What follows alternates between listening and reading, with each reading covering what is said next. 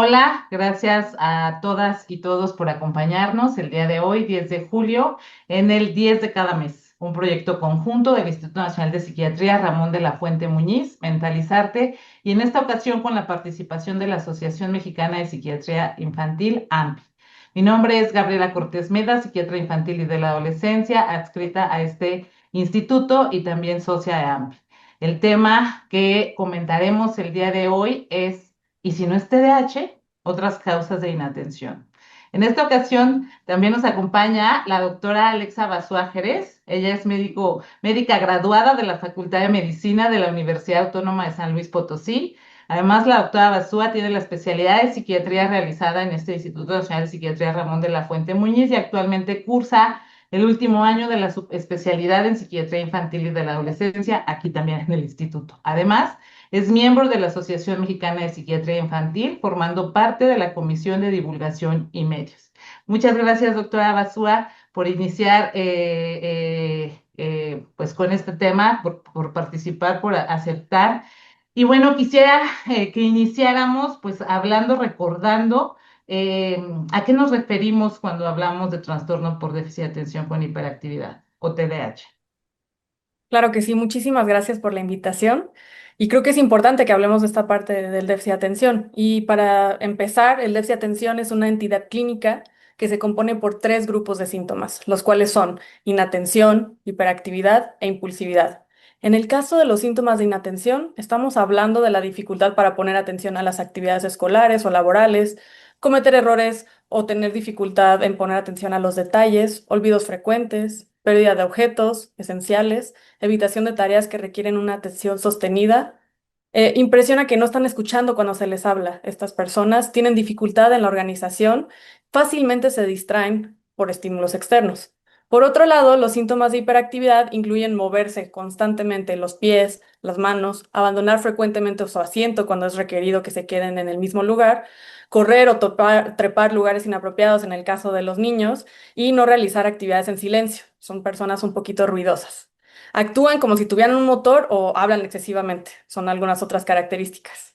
En cuanto a la impulsividad, esta se puede manifestar como contestar antes de que los demás terminen de hacer su pregunta, dificultad para esperar su turno en filas o en conversaciones, interrupción de las conversaciones o actividades de terceros, además de que también pueden ser personas que usan las cosas de los demás sin preguntar antes si lo pueden hacer. Ahora, no todos los síntomas tienen que estar presentes en general. Es una combinación de estos y donde tenemos que tomar en cuenta que se puede determinar un predominio de síntomas de inatención o un predominio de síntomas de hiperactividad e impulsividad. En algunas ocasiones, pues es un caso de síntomas mixtos. Tienen una combinación de los dos. Y también, doctora Cortés, me gustaría recordarle a nuestra audiencia las diferencias que existen de acuerdo del género, hombres y mujeres. Y podemos decir que el déficit de atención se manifiesta diferente en hombres y mujeres.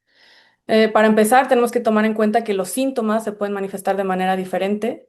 Por ejemplo, los hombres tienden a mostrar más síntomas de hiperactividad e impulsividad, mientras que las mujeres suelen tener más síntomas de inatención. Estos síntomas suelen ser un poco más sutiles y tienen dificultad para concentrarse, tienen esos olvidos frecuentes, la desorganización, la dificultad para seguir instrucciones.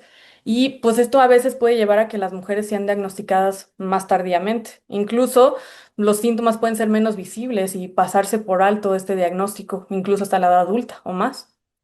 En caso de las comorbilidades, vamos a decir que sí, frecuentemente las mujeres tienden a tener más comorbilidades, como trastornos de ansiedad y depresión, y eso puede complicar mucho el diagnóstico del tratamiento, que es algo un poco de lo que vamos a hablar más adelante. También es importante reconocer que hay estrategias de afrontamiento diferentes. Las mujeres suelen tener más estrategias de afrontamiento, un poco más adaptativas, es decir, que no les generan tantas dificultades en la vida y pueden entonces enmascarar los síntomas. Son menos evidentes los síntomas en comparación con los hombres y pueden ser más propensos quienes los hombres pueden ser más propensos a exhibir comportamientos muy disruptivos. También tenemos que tomar en cuenta la parte del impacto social. Las mujeres suelen presentar diferentes desafíos sociales por las expectativas culturales y que se tiene sobre las personas de este género, y esto puede influir en cómo manejan sus síntomas y también en cómo su bienestar emocional se puede ver influido por estos. Es importante reconocer estas diferencias para asegurar un diagnóstico y tratamiento adecuado para ambos géneros. Sin embargo, doctora Cortés, también creo que es importante tener en claro el diagnóstico diferencial, un poco lo que nos compete el día de hoy. ¿Nos podría recordar a qué nos referimos con eso y cuáles son estas diferencias de acuerdo al grupo de edad? Claro que sí, muchas gracias Alexa por tu amplia explicación y pues me das la pauta, o sea, no voy a perder de vista la pregunta que me hiciste, pero me das la pauta para, antes de hablar de diagnóstico diferencial, que recordemos cómo se hace el diagnóstico de trastorno por déficit de atención con hiperactividad, ya que tú nos describiste muy bien las características clínicas e incluso las diferencias que podemos encontrar en hombres y mujeres, pero también es muy importante pues recordar, y a lo mejor lo vamos a repetir algunas veces, que el diagnóstico es clínico. ¿Y qué quiere decir esto? Que la evaluación es integral y desde el inicio se debe de realizar una historia clínica completa y exhaustiva de la niña, niño, adolescente o adulto. En ella es ideal la recopilación de múltiples informantes. ¿Qué quiere decir esto? Por ejemplo, si estamos evaluando una niña o un niño, pues entrevistar a mamá, a papá o a sus cuidadores principales, donde a veces interviene abuelita, abuelito, además de solicitar información a los docentes en la escuela que tienen pues contacto diario con estas niñas y niños o adolescentes, pues será fundamental. La evaluación es realizada, recomendado, ¿no? Por un especialista en el tema, que puede ser un psiquiatra infantil y de la adolescencia, en algunos casos especialistas de pediatría del desarrollo o neuropediatras, o en el caso de adultos, pues también el psiquiatra complementando con el apoyo de profesionales de la psicología que además también van a tener una importante participación en las intervenciones. Si bien no hay, a veces se piensa el diagnóstico solo en estos criterios establecidos en el Manual Diagnóstico y Estadístico en su quinta edición o en la Clasificación Internacional de Enfermedades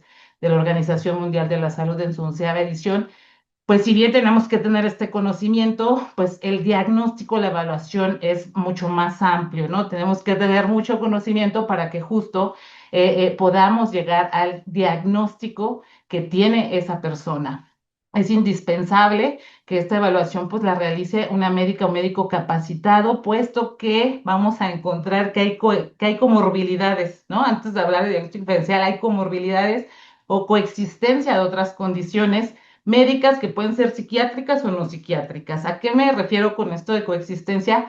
Pues que además en el mismo momento en una persona hay más de un diagnóstico, ¿no? Entonces puede ser una niña o un niño que además de tener TDAH, también tiene algún trastorno del aprendizaje. En resumen, doctora Alexa, el diagnóstico correcto es esencial para que el manejo pues sea el adecuado, ¿verdad? Por lo que también se deben de tener presente pues los diagnósticos diferenciales. ¿Qué quiere decir esto? Pues que hay condiciones, trastornos, enfermedades que pueden tener síntomas similares, ¿no? A los que podemos encontrar en el trastorno por déficit de atención con hiperactividad y justo pues ese es el tema que nos ocupa en medicina, el diagnóstico diferencial se refiere a esa evaluación detallada, ¿no? Del conjunto de síntomas que podemos encontrar en otras enfermedades que ahorita vamos a ir comentando más adelante. Entonces, es crucial identificar si a lo mejor si se trata de TH y tiene alguna otra comorbilidad, porque si no abordamos también la comorbilidad, no va a haber una adecuada respuesta al tratamiento o quizás ni siquiera es TDAH, ¿no? Y si iniciamos el abordaje para algo que pensamos que es TDAH y se trata de otra cosa, pues no vamos a tener tampoco pues respuesta al tratamiento. Entonces vamos a ver algunos ejemplos de este diagnóstico diferencial en la infancia y la adolescencia. Por ejemplo, tenemos que hacer sobre todo en la infancia, diagnóstico diferencial con otros trastornos del neurodesarrollo, como puede ser el trastorno del espectro autista, ¿no? Que si bien en ocasiones pueden estar de forma conjunta en una misma, en la niña o el niño, puede ser que no, y que los síntomas propios del trastorno del espectro autista se solapen o parecieran síntomas de TDAH. También los trastornos de aprendizaje es importante, si bien es frecuente también la comorbilidad, podemos tener solo los trastornos de aprendizaje y ahí pues el manejo principal pues va a ser con el apoyo psicopedagógico. También los trastornos de ansiedad en la infancia. Hay que recordar que las niñas y los niños son muy conductuales. En ocasiones les cuesta trabajo identificar sus emociones, relacionarlas con sus pensamientos y entonces vamos a poder encontrar a veces alteraciones de conducta y alteraciones de la atención, tanto en trastornos de ansiedad como en la depresión. Otro diagnóstico a considerar, sobre todo en la adolescencia, sería el trastorno bipolar, que puede tener, o sea, generalmente su edad predominante de inicio es en la adultez temprana, pero puede tener un inicio temprano en adolescentes. Entonces, algo que también tenemos que considerar donde puede haber falta de atención, impulsividad, agitación, etcétera. Y unos trastornos que generalmente pasamos por alto son los trastornos del sueño.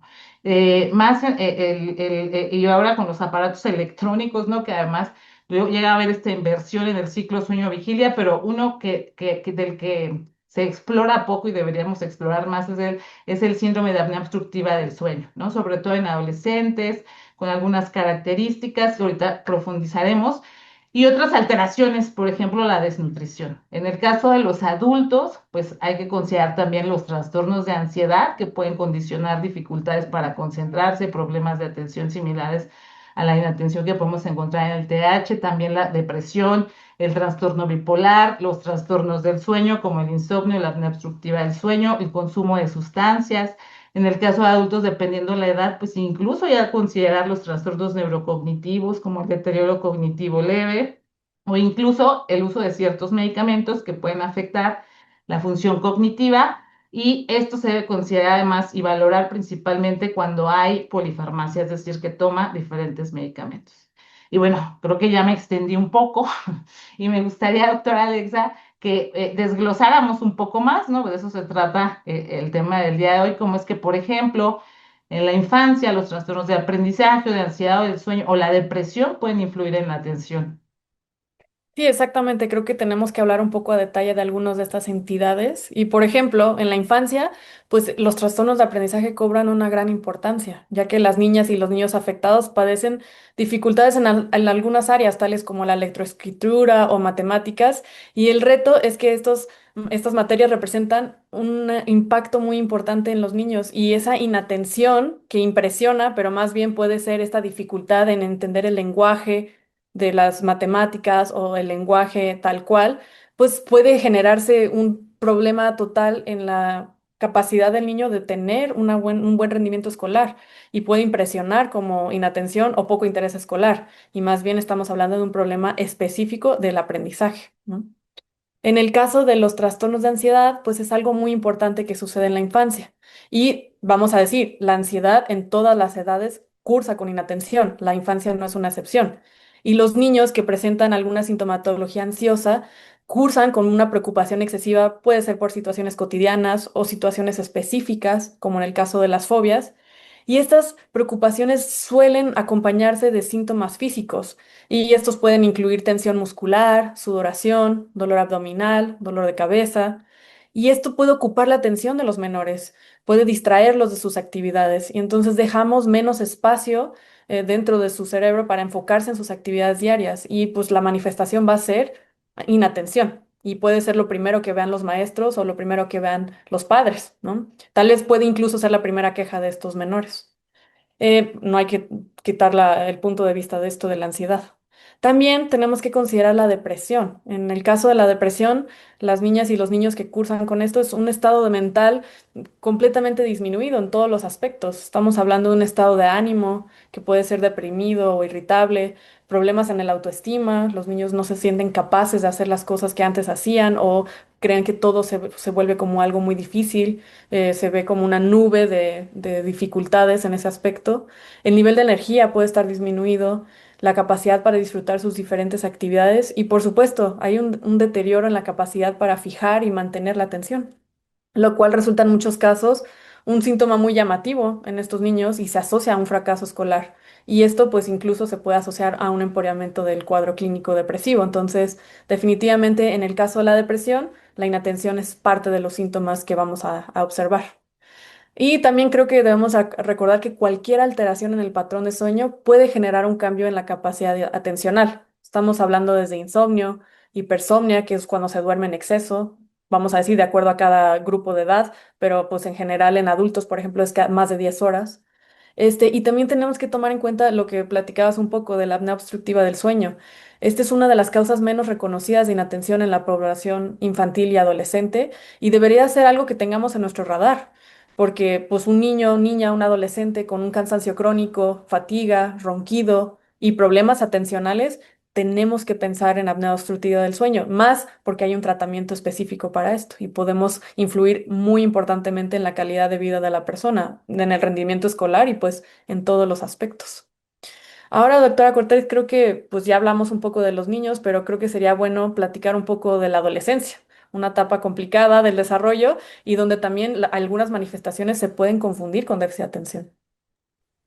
Así es, Alexa. Bueno, son muy parecidos los diagnósticos que comentamos en la infancia, que también podemos o tenemos que hacer diagnóstico diferencial en la adolescencia. Sin embargo, hay que recordar que sí, por eso a mí frecuentemente comparto tanto con mis pacientes, ¿no? Sus familias hay que entender que el abordaje, el diagnóstico va mucho más allá de las clasificaciones diagnósticas. Tiene que ser una evaluación integral, ¿no? Y porque además esas clasificaciones, generalmente la descripción que ponen de los síntomas, pues está basado en población adulta, no en población infantil y adolescente, cuyas manifestaciones clínicas pues van a ser diferentes de acuerdo a la etapa de desarrollo en la que se encuentra, ¿no? Y tener eso presente es de suma importancia. Retomando el tema de los trastornos del sueño, que es lo último que comentabas, por ejemplo, en los adolescentes, puede haber esto, lo que dijiste, el síndrome de apnea obstructiva del sueño, es algo que tenemos que tener presente y quisiera nada más profundizar un poquito más en el tema. Hay que recordar que se trata de un trastorno respiratorio que afecta el sueño y que es más común de lo que lo investigamos, ¿no? Afecta aproximadamente al 10% de la población general y se caracteriza porque durante el sueño hay un cierre completo o parcial de la faringe. ¿Esto qué genera? Pues que haya una obstrucción y por lo tanto interrupción de las vías respiratorias con periodos de apnea, es decir, un cese completo de la respiración o periodos de hipopnea en donde hay una reducción en ese flujo de aire. Esto va a provocar fluctuaciones en la saturación de oxígeno y por lo tanto el sueño no va a ser reparador. Por eso también no es fácil el diagnóstico porque la persona no se da cuenta que no durmió como nos damos cuenta en el insomnio, pero pues es un sueño no reparador en donde podemos encontrar somnolencia diurna, ¿no? O sea, que se duerme en las clases o en la escuela o no logra estar atenta o atento, pues porque está cansada, ¿no? O cansado. Hay estudios que reportan que al tratar la apnea obstructiva del sueño en personas que fueron diagnosticadas como TDAH, ya no se cumplen criterios para pensar, ya no se cumplen los criterios de inatención del TDAH, pues hay también otros estudios que han reportado que también puede haber comorbilidad o coexistencia de ambos trastornos y que en esos casos pues se tratarán de forma simultánea. Hay otros trastornos que también pueden afectar la atención relacionados con el sueño, como la narcolepsia. Afortunadamente este trastorno es menos común, ¿no? Este sí es aproximadamente el 1% de la población, pero aparte de afectar la atención, puede afectar la memoria, producir fatiga diurna. Entonces, pues es otro dato que también tenemos que considerar. Y el insomnio, bueno, todos sabemos cuando hemos tenido insomnio que pues no tuvimos un descanso, no hubo un sueño reparador. Entonces, aquí con los adolescentes, puede que no sea insomnio, pero puede que, sobre todo ahorita que se vienen las vacaciones, ¿no? O sea, que se alteran los ciclos de sueño-vigilia, bueno, pues hay que procurar que no se alteren demasiado, ¿sí? Es muy importante un sueño adecuado. Sobre los trastornos del estado de ánimo, la depresión en el adolescente, pues igualmente puede tener, hay que recordar que la depresión afecta nuestras funciones cognitivas en cualquier etapa de la vida que se presente. En ocasiones en el adolescente va a haber más bien irritabilidad que tristeza, ¿no? Como la emoción predominante en la depresión, pero pues podemos encontrar también dificultades con la atención y alteraciones de la conducta o verle aislado, etcétera, distraída, distraído. Entonces, pues tenemos que ahí estar atentos. Con el trastorno bipolar, por ejemplo, que inicia en la adolescencia, bueno, de inicio temprano, que sería inicio en la adolescencia, pues podemos encontrar como periodos de emociones intensas, de pronto mucha irritabilidad, patrones de sueño anormales, así como un comportamiento de pronto impulsivo, inatento, hiperactivo. Sin embargo, pues en estos casos los síntomas son episódicos y en el caso del TDAH, pues hablamos de un trastorno, una condición del neurodesarrollo cuyos síntomas van a ser constantes. Hay que considerar también los trastornos de ansiedad y los trastornos relacionados con trauma, como es el trastorno de estrés postraumático, tanto en adolescentes como en adultos, ya que algunos de estos síntomas van a ser de los síntomas que tienen, por ejemplo, los trastornos relacionados con trauma o los trastornos de ansiedad. En adolescentes también pueden condicionar cambios repentinos en su estado de ánimo, también puede haber notable irritabilidad, arrebatos frecuentes de ira, bajos niveles de energía, negativa a realizar nuevas tareas, falta de atención, pero son síntomas relacionados con rumiación y preocupación excesiva sobre uno o diversos temas, lo que no ocurre con el TDAH, ¿no? Entonces, bueno, ya hemos hablado de pues algunas características de algunos trastornos o condiciones diferenciales en la infancia, en la adolescencia y ahora me gustaría, doctora Alexa, que nos compartiera cuáles son aquellas enfermedades o trastornos que podrían tener síntomas similares al TDAH en las personas adultas. Sí, claro que sí, porque creo que también es una población que puede tener síntomas de inatención y pensamos a veces en TDAH como la primera opción y tenemos que considerar que hay una multitud de condiciones médicas y psiquiátricas que pueden cursar con inatención. Dentro de las médicas me gustaría mucho destacar las causas neurológicas, como las lesiones cerebrales traumáticas, los infartos cerebrales, la demencia vascular, la demencia por deterioro cognitivo, como en el caso de Alzheimer, epilepsia, esclerosis múltiple. Además, también tenemos que considerar las causas endocrinas, como el hipotiroidismo o incluso el hipertiroidismo, que ambos, de manera diferencial, van a cursar con inatención. Debemos recordar también en particular una causa médica de origen endocrinológico muy frecuente, creo que demasiado frecuente en nuestra población, y esto sería la diabetes. La diabetes cursa con fluctuaciones en el nivel de glucosa y esto es un riesgo para inatención. Nuestro cerebro se alimenta de la glucosa y necesitamos niveles estables, necesitamos constantemente tener esta situación en equilibrio y en la diabetes no se ve esto. Y esto también se puede asociar con inatención y otras afectaciones mentales en esas bajas de azúcar principalmente. Vamos a decir también los diversos trastornos del sueño, pues aquí atacan también a los adultos. El insomnio, la apnea obstructiva del sueño y narcolepsia, pues tienen un lugar en el diagnóstico diferencial de inatención también en esta población y tal vez un poco con más frecuencia. Por otro lado, lo que mencionabas hace un rato, que algunos medicamentos también generan síntomas que pueden parecer de inatención. Por ejemplo, los sedantes, como las benzodiazepinas y los opioides, pueden generar somnolencia y el pensamiento se siente enlentecido y pues por ende también la parte de atencional se va a ver afectada. Los opioides igualmente generan este tipo de síntomas. Y también tenemos que considerar otros medicamentos que utilizamos frecuentemente, como los antihistamínicos.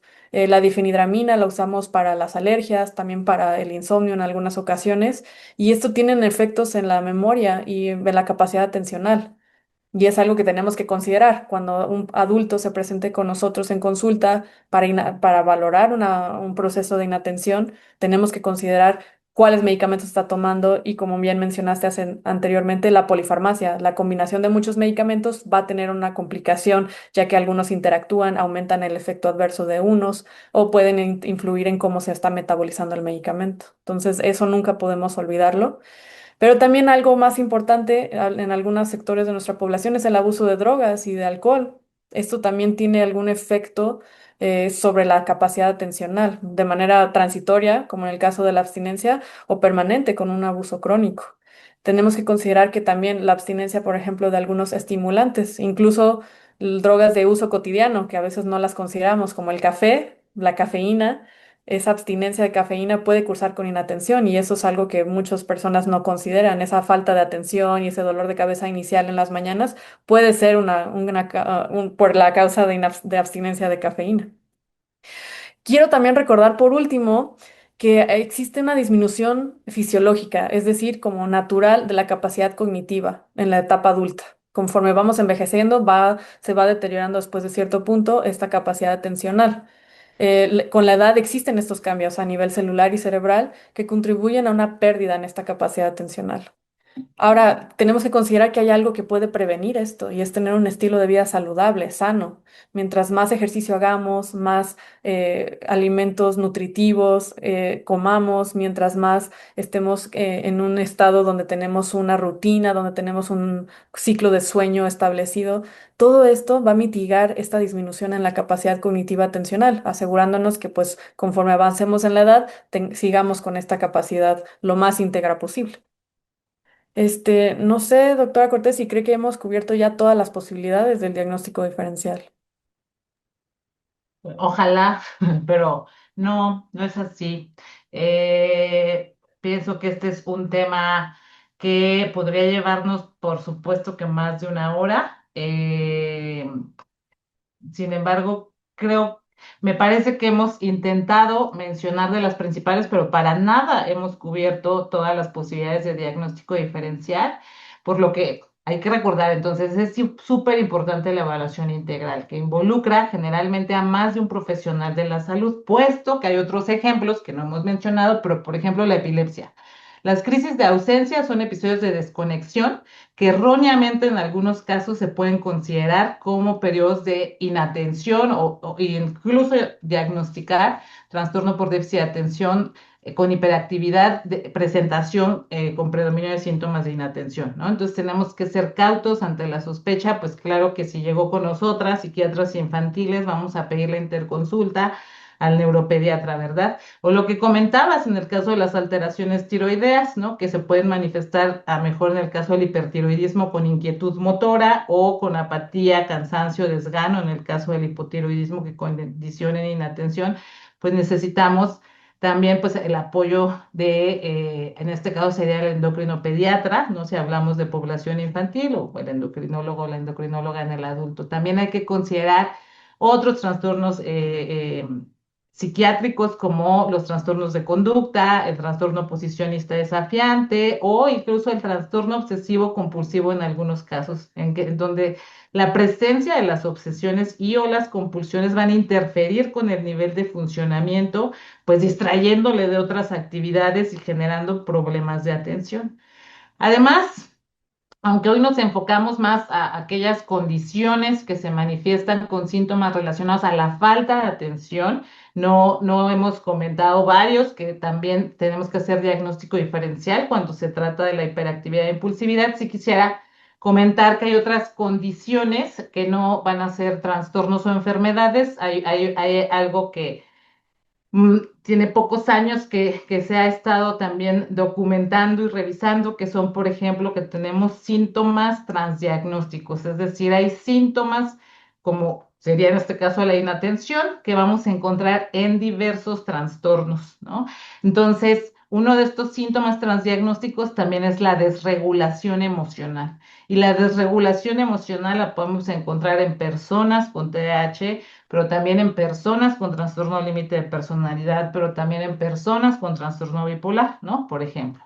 O cuando se habla de altas capacidades, que pues, no es un diagnóstico de nada, sino una persona que se le realizan pruebas psicológicas en donde se reporta una medición de la inteligencia, no conocido como el coeficiente intelectual, y se reporta pues por arriba de la norma o lo normal, ¿no? Considerándose brillante. Es importante tener claro que el TDAH no tiene nada que ver con la inteligencia. Generalmente las personas con TDAH tienen un coeficiente intelectual normal o también por arriba. Son personas muy creativas con un pensamiento divergente. Entonces, ante la duda, ante la menor duda, es mejor consultar a las y los especialistas, ¿no? Saber cómo puedo ayudar a mi hija, cómo puedo ayudar a mi hijo, si bien nunca es tarde para estar mejor, para pedir ayuda, para atendernos.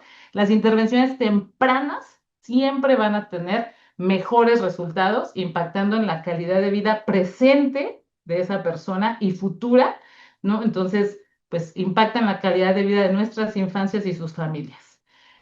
Entonces, pues bueno, creo que por mi parte, este es como o por nuestra parte, ¿no? Este es como un resumen, ¿no? Para que pudiera abrir la pauta, a las preguntas de las personas que nos estén viendo.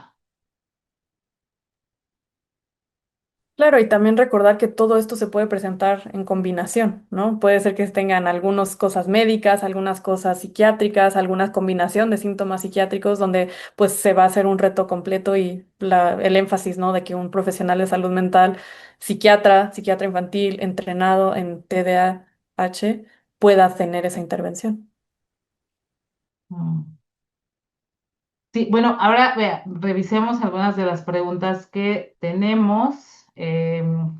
Mar Contreras comenta, ¿qué procedimiento en términos de instituciones públicas sugiere como el más adecuado para realizar un diagnóstico acertado?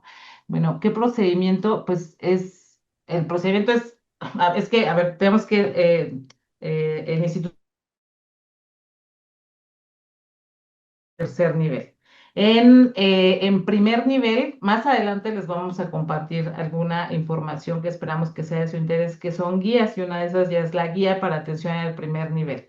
El ideal para nosotros como nosotras, como psiquiatras infantiles y de la adolescencia, es que el diagnóstico lo pueda hacer el médico de primer contacto, es decir, el pediatra, ¿no? ¿Cómo lo puede hacer? Pues capacitándose. También puede ser los profesionales de la psicología. ¿Cómo lo pueden hacer capacitándose? Se requiere de una evaluación clínica y ante la sospecha, a lo mejor derivar o si está complicado el caso, pues entonces ya pasará a segundo nivel o a tercer nivel para que sea evaluado por el psiquiatra infantil o por el neuropediatra. Entonces, pues eso, para realizar el diagnóstico necesitamos los profesionales pues que conozcan del tema, ¿verdad? Y por acá hay otra pregunta, aunque hemos comentado ya algunas cosas. No sé si la quiera responder usted, doctora Alexa. ¿Con quién acudir ante la duda y cómo es el proceso diagnóstico? Sí, pues justo lo que estamos platicando ahorita y creo que es importante seguir haciendo énfasis en eso. Tiene que ser alguien con entrenamiento extensivo en atención a personas con trastorno por déficit de atención y hiperactividad. Y queremos que entonces, justo que los médicos de primer contacto tengan ese entrenamiento, sepan reconocer los síntomas y finalmente, pues el diagnóstico va a ser algo que es exclusivamente clínico. Tenemos que conocer los síntomas, tenemos que conocer las comorbilidades, tenemos que conocer todo esto que significa esta entidad clínica. Y pues en ese sentido tenemos que considerar también el cambio que existe a lo largo de la vida. No va a ser lo mismo como platicamos en niños, adolescentes o adultos y tener en mente toda esta parte de los diagnósticos diferenciales. Entonces el proceso pues va a incluir ese primer contacto con profesional de la salud y pues en algún momento envío con profesional de la salud mental, ¿no? Con evaluaciones y considerar que pues no hay ninguna prueba ni estudio diagnóstico. Si alguien les vende eso, pues no es, ¿no? Lo que necesitamos es esta evaluación integral, extensiva, una historia clínica, entender los diagnósticos, entender los síntomas y ver cómo eso aplica en la vida de cada una de las personas. Entonces, sí nos podemos apoyar en pruebas neuropsicológicas o estudios de gabinete, pero estos son precisamente eso, de apoyo y no son esenciales para el diagnóstico clínico, que pues es lo que competiría el proceso de diagnóstico. Así es. Bueno, Tere Terán nos dice, gracias por tan interesante tema. Aún insisto en que la atención de los padres es fundamental y hoy los niños están muy abandonados. Aún que cubran sus necesidades básicas, todo tiene nombre y se deja la formación a psicólogos y maestros. Bueno, esto es fundamental. Bueno, entre las otras causas que no comentamos también que puedan condicionar falta de atención, hay causas ambientales, ¿no? Y ahí también tenemos que ser muy cuidadosos en identificar. Por eso, parte de nuestra historia clínica y de esa evaluación que mencionamos exhaustiva, pues parte, y más cuando se tratan de trastornos del neurodesarrollo, inicia con la conformación de la pareja, ¿no? ¿en qué momento decidieron que viniera Juanita, Juanito, cómo fue desde el embarazo, qué complicaciones hubo? O sea, es todo un trayecto de historia en donde exploramos pues mucho de la vivencia también de mamá, papá y alteraciones que puedan, porque también hay factores de riesgo neurológico, como en el sufrimiento fetal, en la hipoxia neonatal, situaciones que nos pueden condicionar y que tenemos que tener en cuenta a la hora de hacer diagnósticos de evaluaciones del neurodesarrollo. Entonces, sí, definitivamente el ambiente lo tenemos que considerar siempre, ¿no? O sea, en qué ambiente se está desarrollando esa niña, niño, y efectivamente hay que tener claro que hay quien, de pronto hay quien habla de un sobrediagnóstico de TDAH. En algunos casos pudiera ser, porque ya vimos que no todo lo conductual va a ser TDAH, ni toda sí, la inatención va a ser TDAH, pero hay grupos poblacionales que no tienen el diagnóstico también. Entonces, de ahí, ¿no? La importancia de que ante la duda, pues se evalúe, ¿no? Por especialistas. Mar Contreras, ya comentamos de Mar. Carol, para tener un buen diagnóstico es de suma importancia acudir con los profesionales de la salud mental, así como acudir con un buen neurólogo psiquiatra en caso de niñas, niños, adolescentes. Oh, gracias por su comentario. Eh, mm, mm, mm. Pregunta Yoko, ¿qué pasa con las personas PAS? Eso me parece de personas altamente sensibles y con TDN, pues supongo que es trastornos del neurodesarrollo. Les digo que este tema da para mucho más. El tema de personas altamente sensibles es también todo un tema, ¿no? Aunque no es tan reciente, ¿no? El uso, el término, pues es relativamente reciente esto que se ha mencionado como tal, pues no es considerado una patología, ¿no? O sea, hay diferencias y pues es algo que sigue en estudio, no tenemos la evidencia todavía científica contundente que nos ayude como a identificar y a encontrar más intervenciones. Sé que sí hay páginas, hay grupos, etcétera, pero pues justo lo que les decía un poco como también las altas capacidades, se requiere de la evaluación. Porque pueden tener altas capacidades, pueden ser personas altamente sensibles y tener TDAH, ¿no? Ujú. Em, y con los trastornos del neurodesarrollo, ¿usted qué opina, Sí, pues creo que yo sí quisiera doctora hablar un Luisa? poco con esto de los trastornos del neurodesarrollo, porque tenemos que tomar en cuenta que esto abarca no solo el espectro autista, sino también lo que mencionamos de los trastornos del aprendizaje, los trastornos del habla, también están incluidos aquí, la discapacidad intelectual, el déficit de atención y pues los trastornos motores como tics. Y tenemos que tomar en cuenta que todos estos trastornos tienen que ver están clasificados juntos porque tienen un origen común, el neurodesarrollo, el desarrollo neuronal, cerebral conforme desde el procedimiento inútero. Y aquí tenemos que tomar en cuenta que si se presenta uno, la posibilidad de que se presente otro también es muy importante. Entonces, la idea sería que en los trastornos del neurodesarrollo, si existe el diagnóstico de alguno, pues que se busquen la comorbilidad, los otros, ¿no? Creo que en el autismo puede ser hasta el 25% quienes cursan con déficit de atención también. Entonces, estamos hablando de algo que es muy prevalente y tendríamos que estar buscando. Y por supuesto que se pueden confundir, pero muchas veces también pueden coexistir. Entonces, más bien, la evaluación va a incluir todo el espectro del neurodesarrollo, pues para poder hacer un diagnóstico adecuado y más importante, un tratamiento adecuado. Si no, si dejamos por alto un déficit de atención en alguien con un trastorno de aprendizaje, pues por más intervenciones psicopedagógicas que hagamos, no van a recibir y tener los avances importantes. Eso aplica en cualquiera de los demás trastornos que hemos platicado. Así es.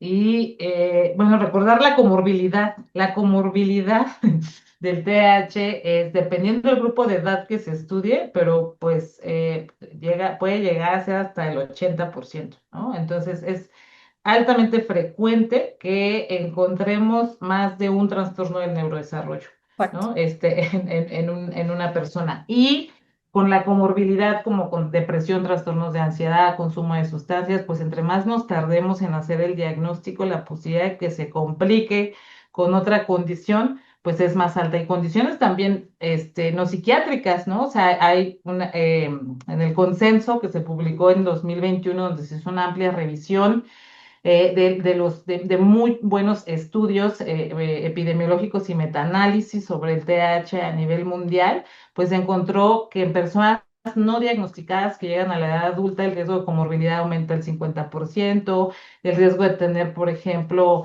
hipertensión arterial, diabetes también aumenta, el riesgo de tener trastornos del sueño aumenta, entonces pues súper importante considerar que la comorbilidad pues es frecuente, ¿no? Por acá nos comenta Bren García, bueno, dice que cuál es la recomendación cuando no hay respuesta a ningún tipo, pienso cuando de medicación, pienso que se refiere para TDAH, en este caso metilfenidato 54 miligramos. Mi diagnóstico fue en la edad adulta, hace un año no tuve ninguna reacción a ese medicamento con dos marcas diferentes. Pues tenemos que tomar en cuenta que el tratamiento se basa pues en una dosis respuesta, ¿no? Entonces generalmente se calcula de acuerdo al peso del paciente, entonces eso sería lo primero que tenemos que identificar si sí es la dosis correcta. Aunque sí, la presentación de metilfenidato más elevada, 54 miligramos, puede que eso no sea suficiente para la persona, dependiendo de su peso y de su respuesta, ¿no? Hay un rango. Y por otro lado, pues también tenemos que tomar en cuenta que el 30% de la población tal vez no tenga una respuesta al tratamiento farmacológico o no lo tolere, ¿no? Porque a veces sí hay efectos adversos. En ese caso, pues van a tener un mayor papel las intervenciones conductuales, el tener, pues, un ambiente que favorece la atención, que favorece la organización, tener agendas, tener, pues, trabajo, y puede ser incluso esto de la terapia cognitivo-conductual donde tengamos estrategias orientadas a manejar los síntomas que se nos pueden presentar de déficit de atención, ya sea inatención, hiperactividad o impulsividad, ¿no? Y tenemos que ayudarnos de todas las otras herramientas, por ejemplo, tener actividad física siempre ayuda, la meditación, el mindfulness, la atención plena, son estrategias que se han visto que tienen impacto, si bien no es un impacto muy pronunciado, pero sí hay impacto sobre la capacidad atencional y pues el resto de los síntomas. Entonces, pues también vamos a enfocarnos también en esta otra parte que a veces lo llamamos adyuvante, la que nos ayuda, pero pues puede hacerse central en el caso de una mala respuesta o una intolerancia al medicamento. Así es, hay como algunas dudas respecto al tratamiento farmacológico. Entonces, comentar que, a ver, de todos los trastornos del neurodesarrollo que ya nos comentaba la doctora Alexa, el único que Exacto. sí tiene dentro de sus intervenciones como algo importante, el fármaco es el TDAH, o sea, pero no es lo único. Es decir, el tratamiento farmacológico es importante en el tratamiento del TH, pero no hay que olvidar el tratamiento no farmacológico, que también es de suma importancia. Igualmente, siempre lo vamos a individualizar.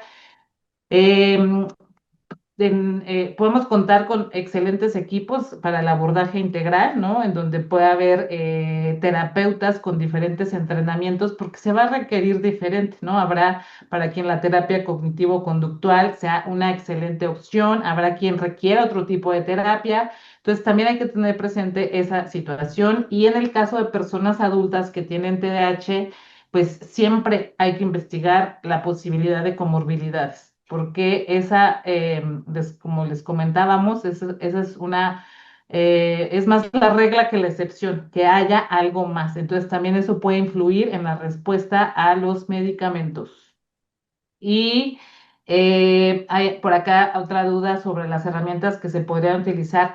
Hay herramientas que podemos utilizar para el diagnóstico, como lo comentaba la doctora Alexa en un inicio, además son herramientas son de apoyo, o sea, no son diagnósticas. Como cuáles, hay algunos cuestionarios, escalas, como por ejemplo el cuestionario de Conners, ¿no? El cuestionario de Conners tiene varias versiones que pueden sernos de utilidad. Tiene la versión que va dirigida para que la respondan mamás y papás, la versión que va dirigida para docentes y una versión autoaplicable para adolescentes.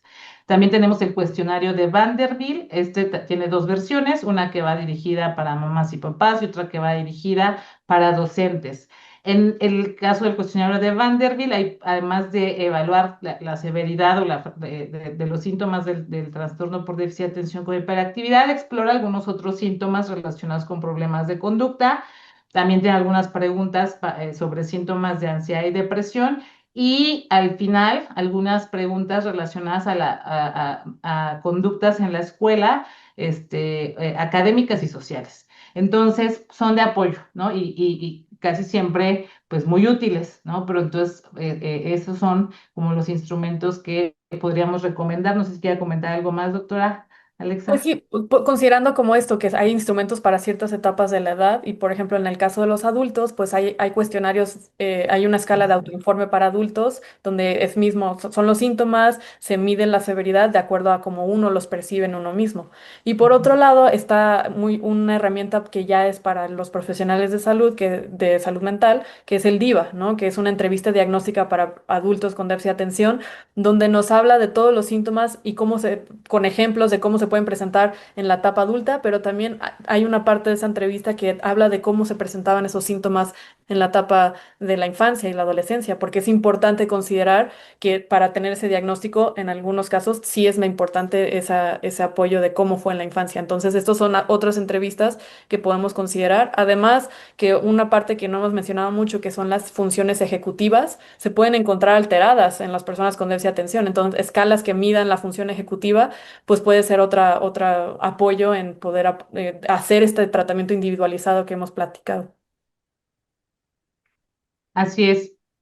Leticia Flores Hernández nos comenta algo que desafortunadamente ocurre y lo quiero leer. Dice, en caso de no poder tener acceso a personal o instituciones especializadas para la atención de este tipo de pacientes, que pueden hacer las familias, ¿no? O las personas o los cuidadores, entiendo.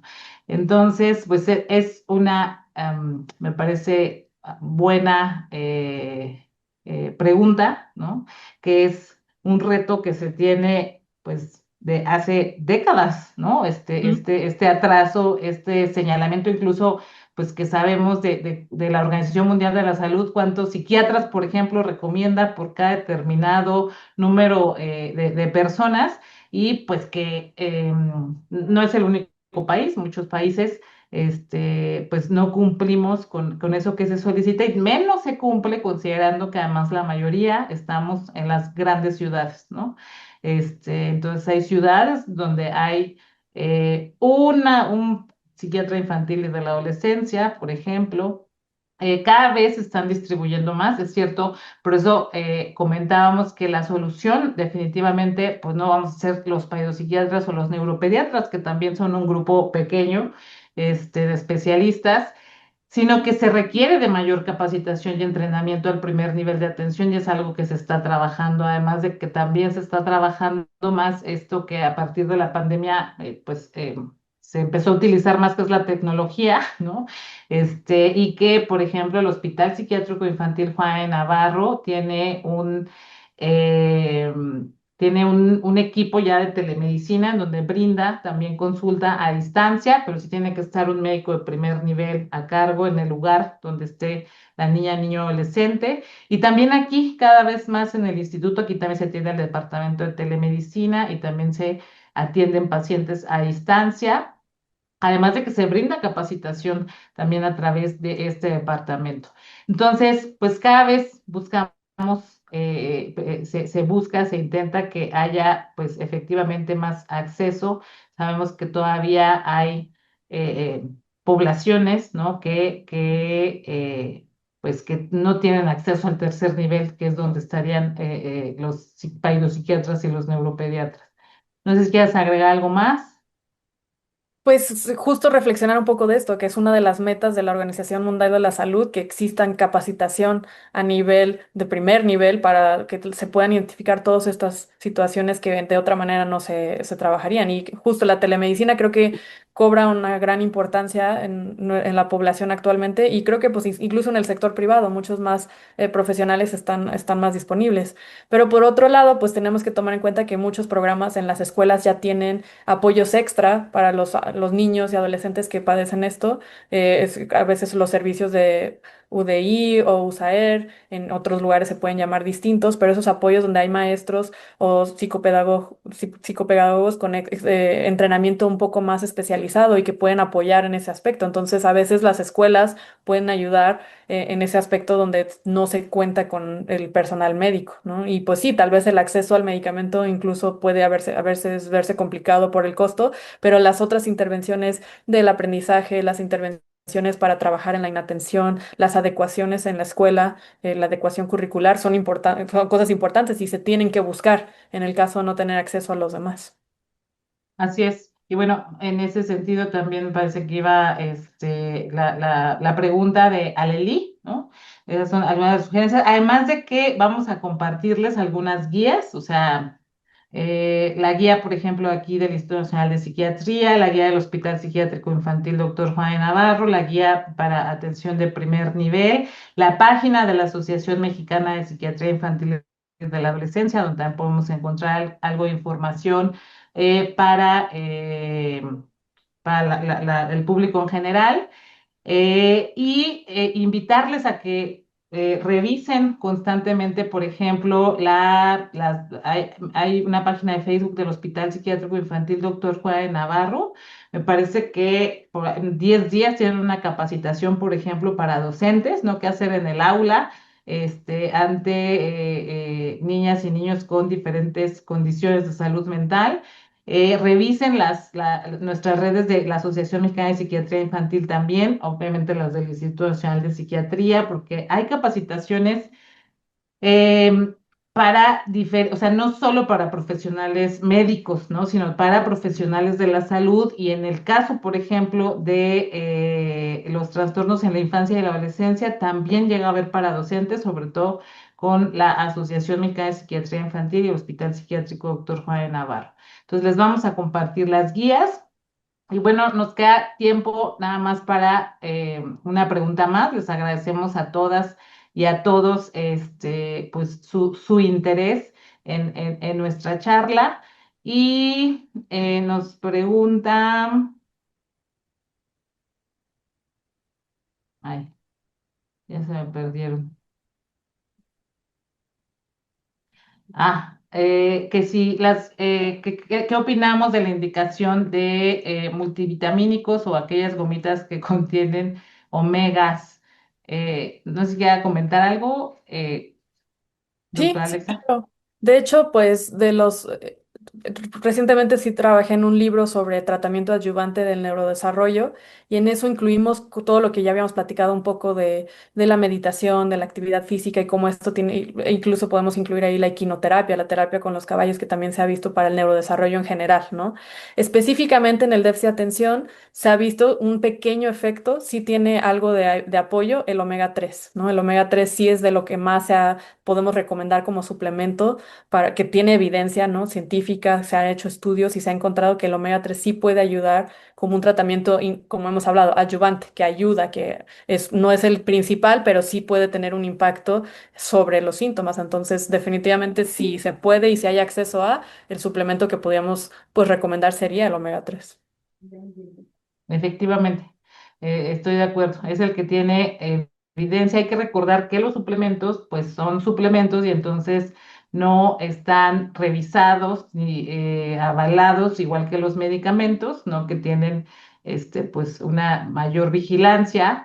Entonces, si vemos los suplementos, pues ahí también hay que revisar los contenidos, ¿no? Porque en ocasiones no solo es omega 3 sino que contiene más cosas o lo que contiene de DHA o de EPA, pues son cantidades que varían mucho de una presentación a otra. Entonces, pues el tema con estos suplementos es que al ser suplementos, pues no hay dosis estandarizadas, por ejemplo, pero en efecto el omega 3 es el que llega a tener evidencia, un poco de evidencia como un tratamiento que puede sumar, no sustituir. Ajá. Exacto.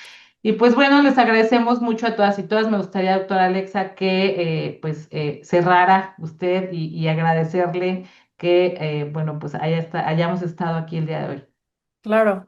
Sí, pues muchas gracias a todas y todos los que nos acompañaron el día de hoy y compartieron con nosotros. Muchas gracias por sus preguntas y sus aportaciones. Enriquece todo lo que hicimos el día de hoy. Y pues esperamos que pudimos entregar el mensaje, que pues la inatención justo no puede ser explicado solo por déficit de atención, sino puede venir en muchas formas y explicarse por diferentes causas y será indispensable la atención con profesionales de la salud, ¿no? Ya hablamos de todo el gran rango de profesionales que nos pueden apoyar y que se requiere ese entrenamiento extensivo, que ya hablamos un poco, que tenemos uno próximamente en LAMPI y que pues esto va a ser lo que va a dar la pauta para un diagnóstico y un tratamiento oportuno, ¿no? Y como hemos dicho, mientras antes mejor. Entonces, muchas gracias a todos por estar aquí y pues esperemos que podamos colaborar en otro momento.